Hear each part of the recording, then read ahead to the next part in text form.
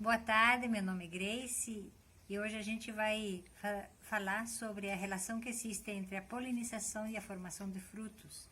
Eu estou aqui com uma bacia cheia de maracujá. Esses maracujá foram produzidos aqui em casa e houve a fecundação das abelhonas chamadas mamangabas, que a gente vai ver nas fotografias, que não deu para filmar. E também eu quero que vocês conheçam um pouquinho das jataí, as pequeninas abelhinhas que estão aí também, e qual é a relação que existe entre a proteção dos polinizadores e a formação de frutos, que são tão importantes para a nossa alimentação.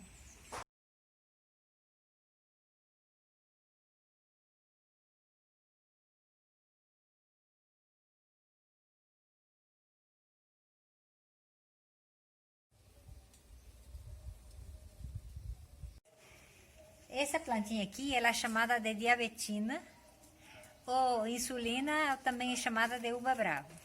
A diabetina, a insulina uva brava, ela se chama assim porque ela é medicinal. Na verdade, o chá dessas folhas, ela diminui a quantidade de glicose no sangue. Mas o nosso interesse agora é poder relacionar, então, as flores, os frutos e os polinizadores. Aqui nós temos, então, flores, ainda estão fechadinhas, essas aqui, tem outras abertas. Mas aqui nós vemos as flores e aqui nós vemos, então, as frutas, os frutos ainda bem verdes, pequenininhos. Se a gente prestar bastante atenção nesse local aqui, nós temos muito passarinho, né? Os passarinhos gostam de comer esses frutinhos, os bentivi, e muitas abelhas, abelha jataí, abelha Europa, e outros polinizadores vêm aqui para poder se alimentar.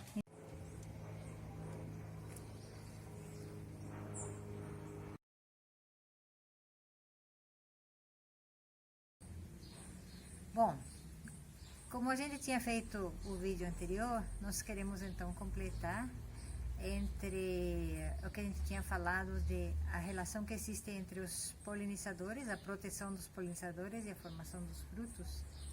Então, a gente fazendo uma pesquisa sobre essa relação, nós encontramos um artigo na National Geographic e também encontramos um vídeo muito interessante do ecólogo Jerônimo Vilas Boas, que menciona praticamente as mesmas coisas, e eles falam que 1/3 da alimentação humana mundial depende da polinização das abelhas. Então, quando a gente pensa em café, cultura do café, da laranja, do tomate, da berinjela, do melão, do maracujá, do morango. Então, são essas e muitas outras plantas que precisam da polinização das abelhas para poderem ser produzidas.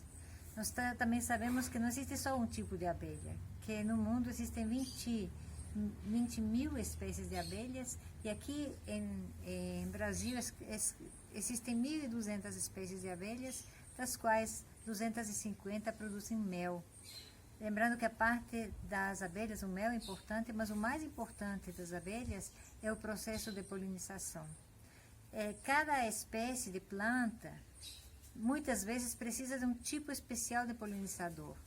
Por exemplo, o maracujá, para ser polinizado, ele precisa das mamangabas, que são aquelas abelhonas grandes, aquelas que eu coloquei no vídeo, na fotografia do vídeo, que é aqui de casa.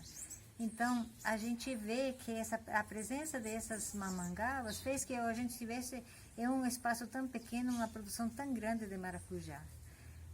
E isso, se você multiplicar em todas as culturas, em todos os locais onde se produzem frutas, inclusive a produção de grama, de alguns tipos de grama, alguns tipos de alimento para animais herbívoros, está diretamente relacionado com as abelhas, né? Com os vários tipos de abelhas. E a gente fica pensando, mas se as abelhas são tão importantes, por que a gente sabe que agora há um processo de extinção de abelhas, né? E é muito perigoso e muito assustador pensar que as abelhas possam ser extintas, lembrando que dependemos delas para a alimentação humana e para a alimentação de outras espécies silvestres, porque elas também polinizam plantas silvestres e mantêm a biodiversidade em todos os ecossistemas. Então, por que essas abelhinhas estão em perigo de extinção? São alguns fatores. Entre os mais importantes temos a produção, o uso excessivo dos agrotóxicos, dos pesticidas, a agricultura intensiva, que somente planta um tipo de cultura, a monocultura, sem respeitar os corredores ecológicos, sem respeitar os locais de moradia de pássaros e insetos. Isso é muito prejudicial ao meio ambiente. Além disso, também temos as plantas geneticamente modificadas, que muitas vezes têm um pólen tóxico para as pragas, mas para as abelhas também.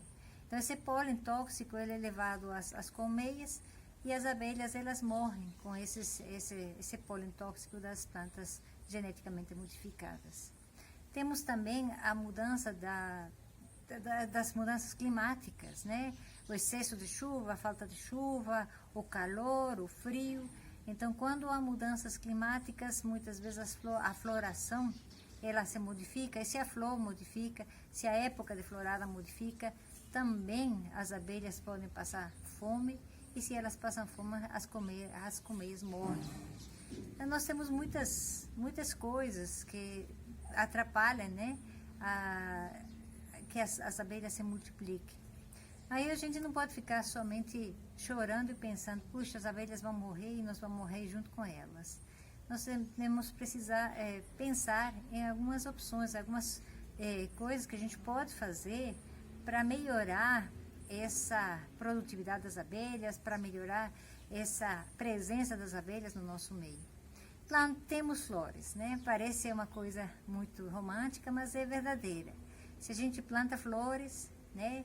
A gente tem jardins, não jardins, aqueles jardins bonitos, mas jardins estéreis, mas jardins verdadeiramente com variedade de flores. Isso vai ajudar aos polinizadores. Além do jardim de flores, vão plantar árvores, preservar os parques, preservar as áreas de preservação permanente, as reservas ecológicas. Alguém acha que só é chatice, não é não. Na reserva ecológica é onde estão o maior número dos polinizadores e eles saem daquela reserva e vão até as plantações, até as culturas e fazem o trabalho que elas têm a fazer. Como sendo dia 5 de junho, dia do meio ambiente, eu peço para que cada um de vocês faça um pouquinho. Se cada um de nós fizer um pouquinho, e cada um fazendo um pouquinho, a gente pode fazer muita coisa, pode modificar e melhorar o nosso planeta. Um abraço e muito obrigado pela atenção.